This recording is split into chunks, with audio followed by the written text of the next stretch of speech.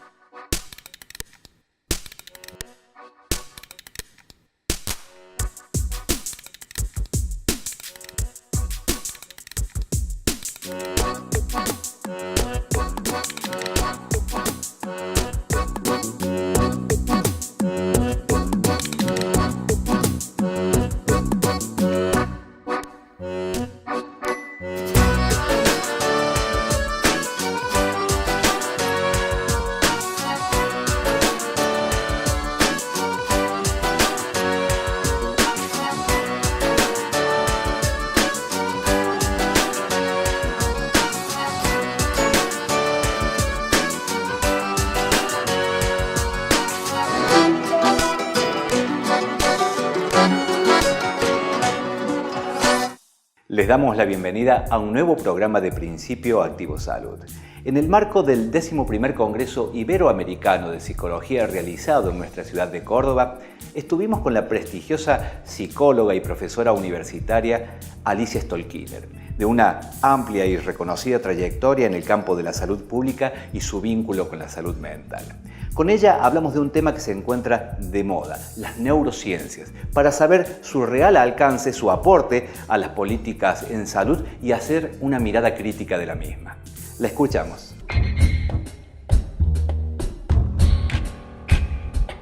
Yo no soy ni neurocientista, o sea, yo no voy a dar explicación interna intrínseca al campo disciplinar, sino que como persona que me dedico básicamente a pensar articulaciones interdisciplinarias para atender problemas muy complejos como son los problemas de salud o salud mental, atiendo también a qué lugar están ocupando distintas disciplinas en términos de hegemonías, no hegemonías, de reduccionismo de los discursos o no reduccionismo de los discursos. Te lo voy a decir en términos un poco más vulgares.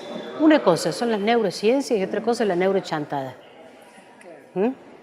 Entonces, y una cosa es un impresionante desarrollo científico que puede abonar mucho a la comprensión de las problemáticas de subjetividad humanas y a la asistencia y a la comprensión de procesos de aprendizaje, etc. Y otra cosa es una cierta tendencia que va cambiando de disciplina, pero siempre hay alguna que trata de reducir todo a una sola explicación, que sería la explicación neurocientífica. Además, ahí hay que hacer un deslizamiento interesante. Las neurociencias son ciencias puras. No estamos hablando del desarrollo de la neurología, ¿está claro? En algún punto, o ciencias duras, por llamarlo así, en algún punto, eso que el neurocientista investiga y que eventualmente puede tener que ver con un funcionamiento de electrofisiología del sistema nervioso, etcétera, etcétera, en algún punto eso tiene que transformarse en una práctica concreta.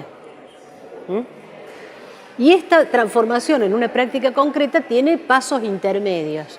Algunos de esos pasos intermedios son que, por ejemplo, un divulgador, una persona que puede pertenecer a ese campo científico, pero que quizás no tiene el rigor que tienen los investigadores. Las personas que son realmente investigadores son personas que conocen muy bien los límites del conocimiento que están produciendo.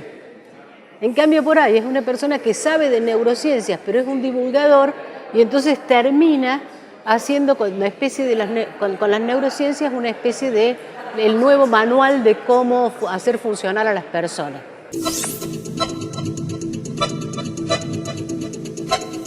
Hay un uso político de las neurociencias. Esto es muy extraño, pero por ejemplo, el documento, el Banco Mundial saca todos los años un documento que es informe sobre el desarrollo mundial. En el 97, en el 93, a inicios de la década del 90, sacó un documento que se llamaba Invertir en Salud y que fue como el documento madre de cómo se hicieron las reformas en salud en los países dependientes, en los países como los nuestros, endeudados en ese momento.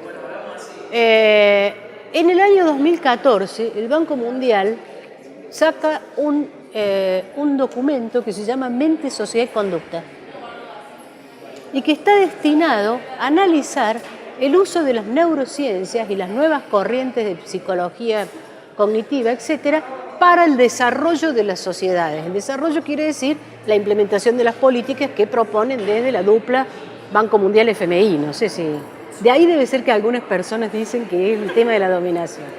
Entonces, ahí lo liga mucho. Ese documento toma una serie de indicaciones que según ellos serían producto de la elaboración de las neurociencias y las aplica a la toma de decisiones, por decirlo de alguna manera, gubernamentales, para que la gente acepte o haga determinados cambios que se dirigen a lograr el desarrollo. Lo que en algunos casos se llama marketing político y en algunos casos también se llama marketing social. En ese documento ellos dicen que las investigaciones actuales muestran que hay dos tipos de toma de decisiones en las personas, o en las poblaciones. Una sería una toma de decisión automática, inmediata, no recuerdo ahora el nombre exacto, y la otra sería la que se llama deliberativa. Entonces, la automática inmediata es un tipo de decisión que se tomaría a partir de preconceptos, fuertemente centrada en imágenes, con frases disparadoras, y que permitirían a la persona, que no requiere búsqueda de información, no requiere mucha búsqueda de información, no produce conflicto cognitivo, o sea que uno no entra en contradicción con lo que pensaba antes, y permite una toma de decisiones rápida. En cambio, la deliberativa es una forma que implica búsqueda de información, conflicto cognitivo, duda ante la toma de decisión, y es una toma de decisión lenta. Entonces ellos piensan que este sistema de desarrollar tecnologías que promuevan esta toma de decisión no deliberativa sería lo mejor para desarrollar determinadas políticas. Esto es lo que nosotros llamamos un aplicacionismo o una utilización ideológica política del desarrollo de un campo científico. Una cosa es que Darwin haya trabajado en la teoría de la evolución de las especies y otra cosa es el darwinismo social. El darwinismo social es una ideología. Pensar la sociedad como sobrevivencia del más apto por competencia es tomar un modelo que está tomado y fundamentarlo además en la ciencia evolutiva, en la idea de evolución de Darwin, es hacer trasladar un conocimiento científico al terreno de la producción discursiva ideológica. Entonces, ¿qué es lo que significa esto? Que no se trata de denostar las neurociencias. Yo creo que los que trabajamos interdisciplinariamente en el campo de la salud sabemos perfectamente que hay que cuestionar el concepto de causalidad lineal en salud. Todo proceso de salud, enfermedad, cuidado es un proceso de altísimo nivel de complejidad. Pero esta construcción discursiva de las neurociencias en muchos casos está abonando una forma protocolizada de asistencia que es la que se necesitan para que los sistemas de salud funcionen como seguros. Entonces tenemos el diseño del tratamiento que, así como uno puede decir hay un protocolo para atender una apendicitis, habrá un protocolo para atender el problema de un niño que tiene dificultades de atención en la escuela. No sé si... Y ahí me parece que la pifiamos. En cambio, sí creo que las neurociencias pueden ayudar a pensar a lo que algunas personas que son usuarios de salud mental llaman hoy neurodiversidad. O sea, ellos no se consideran enfermos, sino que se consideran personas que tienen neurodiversidad. Están en la línea de pensar en términos de diversidades. Y entonces tener que reconocer que no podemos antagonizar con la explicación neurocientífica una explicación psicológica exclusiva. Tenemos que ir combinando una serie de articulaciones. Este lugar que ahora ocupa las neurociencias lo ocuparon en la década del 90 la genética. Era la época en que se estaba investigando el genoma humano y entonces todo era genético. La obesidad era genética, el alcoholismo era genético, la el mal humor era genético, todo se explicaba por la genética. Yo recuerdo haber hablado con un genetista que me dijo, para mí todo es genético, porque yo soy genetista, lo cual no significa que todo sea genético. O sea, para una persona que se dedica a las neurociencias, lo que da es cuenta de la dimensión ahí, en ese punto, en ese objeto de estudio, de cuál es la dimensión que ese objeto de estudio tiene en la producción de un objeto de alta complejidad, como sería el proceso de salud-enfermedad. Atención.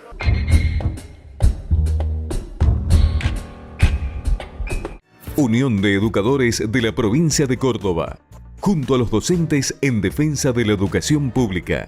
Consejo de Médicos de la Provincia de Córdoba, cada día más cerca.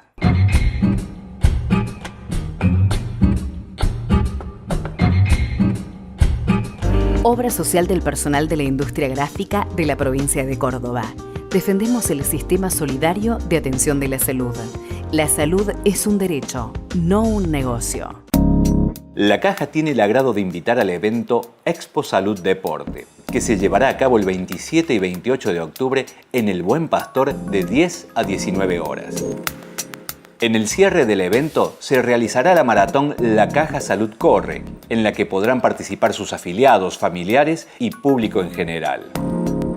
Trabajamos para usted como lo haría usted.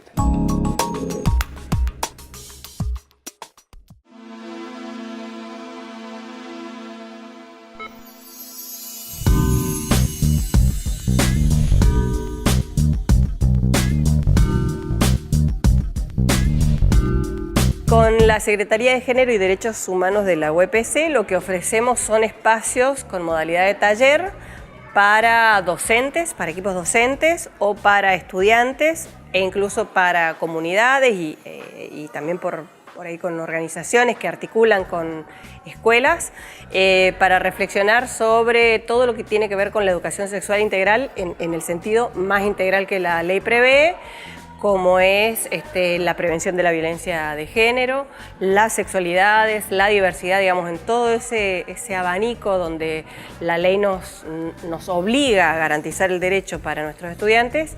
En esos espacios estamos trabajando ya desde hace como 3 años, también en muchos casos en función de las demandas que aparecen en las distintas instituciones. Contrario a lo que escuchamos habitualmente de que las escuelas no hacen educación sexual integral, nos parece que sí hay muchas personas, muchos docentes que abordan la temática y la hacen muchas veces desde una militancia, desde un interés personal, que muchas veces lo que cuesta es transversalizar esa mirada a todos los contenidos y a todas las conductas y los hábitos institucionales.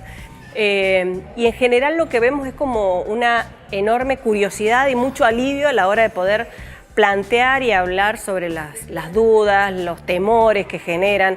Nosotros siempre, bueno, con el equipo mencionamos esto de que nosotros somos una generación del repollo, que nadie nos enseñó sobre educación sexual integral y que de pronto nos toca el desafío de enseñarlo.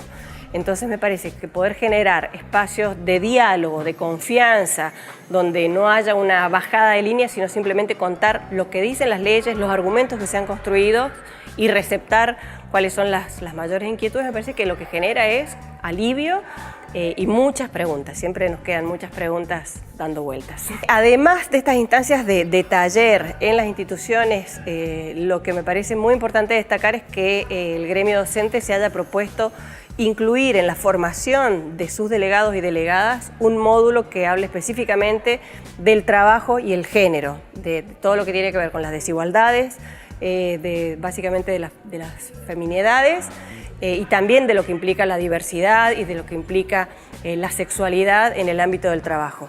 Yo creo que eso debe ser, yo no sé si el único gremio que se lo ha planteado como una instancia de formación metódica, sistemática y amplia para sus dirigentes, que me parece que es fundamental, sobre todo en el contexto que vivimos.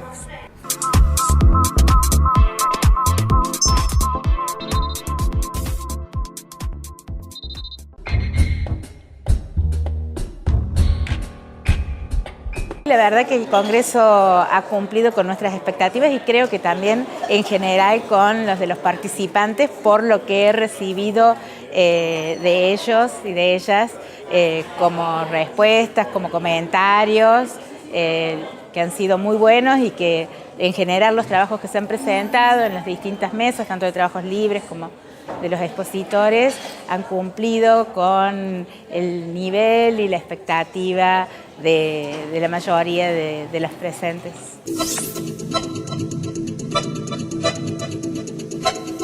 El análisis que nosotros hacemos, que en tiempos de crisis, así como otros derechos son amenazados y restringidos, también el derecho a la salud mental es uno de los derechos que se ve amenazado.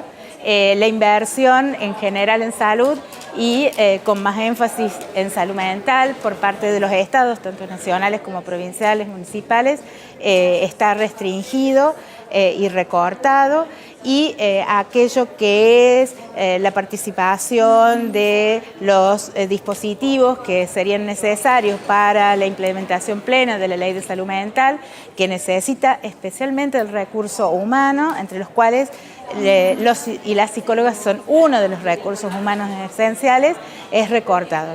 Esto afecta con importancia la puesta en escena y la posibilidad de llevar adelante y concretar aquello que planteaba la Ley de Salud Mental, como también en otros aspectos de la salud, además de afectar el trabajo y la inserción de la profesión en particular.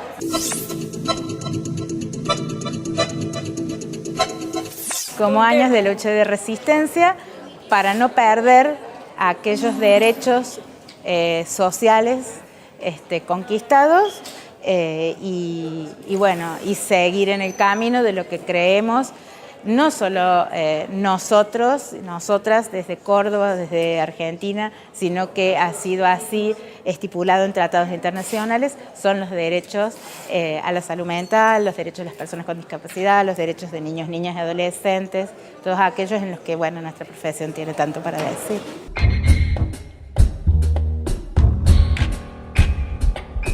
Unión de Educadores de la Provincia de Córdoba, junto a los docentes en defensa de la educación pública. Consejo de Médicos de la Provincia de Córdoba, cada día más cerca.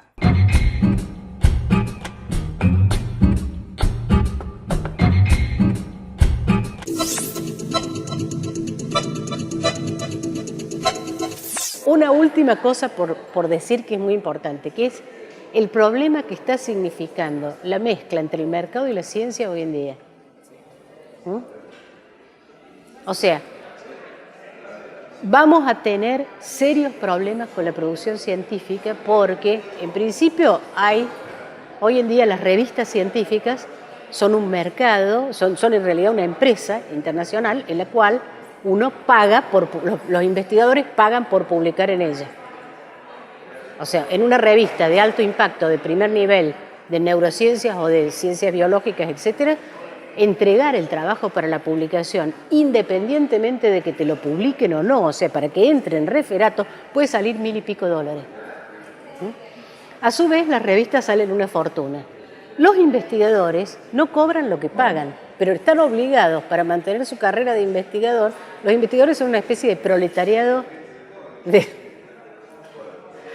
esta industria gigantesca que vive de lo que ellos producen y que les exige cada vez más, y para mantenerse en el terreno de la investigación cada vez más hay que ser más competitivo, publicar más, etc.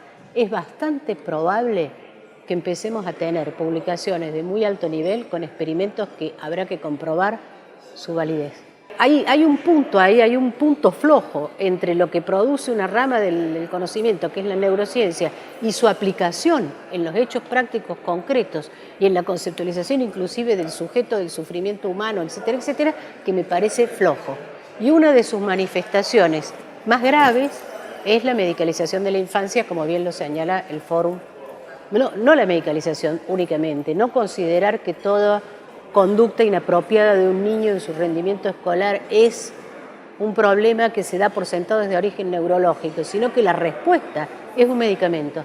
Y es prácticamente el mismo para todos los niños, y es un medicamento cuyos efectos a 30, 40 años, cuyos efectos desconocemos a 30, 40 años. Y estamos metiendo un fármaco de acción de acción sobre el sistema nervioso, vamos, a ver, Feyerabend dice, la ciencia se equivoca tantas veces como el saber común.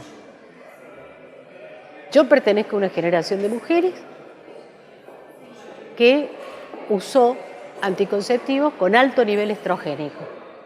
El resultado es una epidemia de cáncer de mama. Porque cuando se tiraron al uso, todavía no estaba investigado su efecto 30 a 40 años. Entonces, no sé cuál es el efecto a 30 a 40 años de la utilización constante de un psicofármaco. Con esto no quiero decir que no tengamos en cuenta que puede haber algún niño que lo necesite. Pero con la forma en que se está medicando ahora, se medica, primero, el niño no pasa prácticamente directamente a neurología a partir de un diagnóstico de conducta con un cuestionario.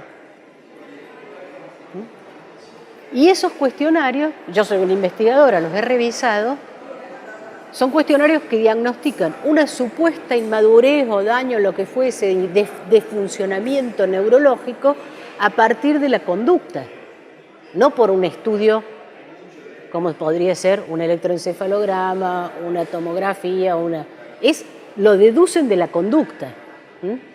Pero, por ejemplo, una conducta así la puede tener también un niño que es sexualmente abusado. Y sin embargo, ¿no? Nosotros vamos a aplicar el cuestionario y lo vamos a medicar cuando en realidad el problema es el abuso.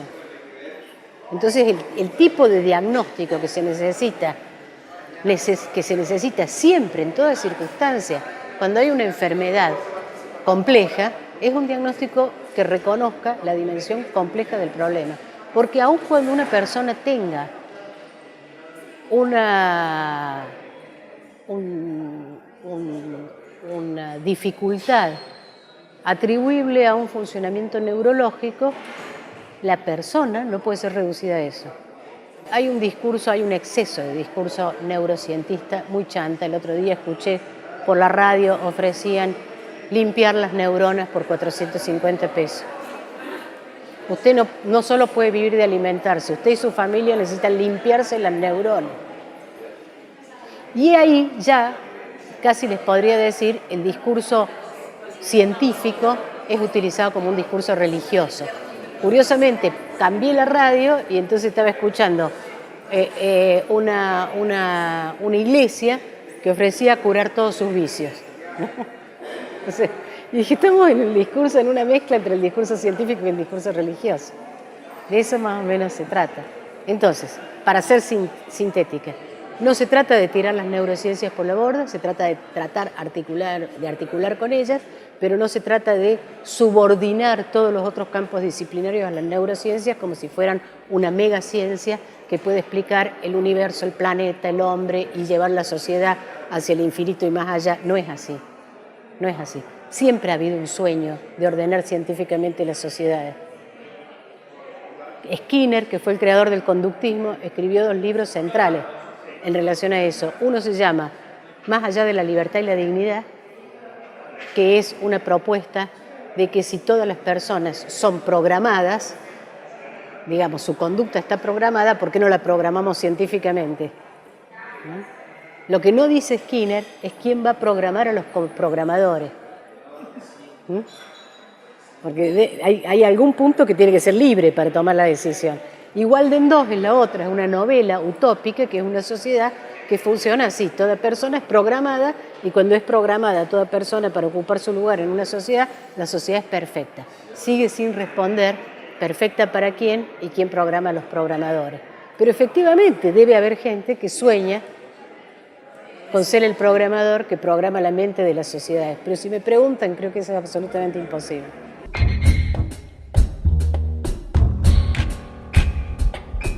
Unión de Educadores de la Provincia de Córdoba, junto a los docentes en defensa de la educación pública. Consejo de Médicos de la Provincia de Córdoba, cada día más cerca. Una vida dedicada a la salud merece dignidad y reconocimiento. Caja de Previsión Social para profesionales de la salud de la Provincia de Córdoba. Municipalidad de la Ciudad de Córdoba.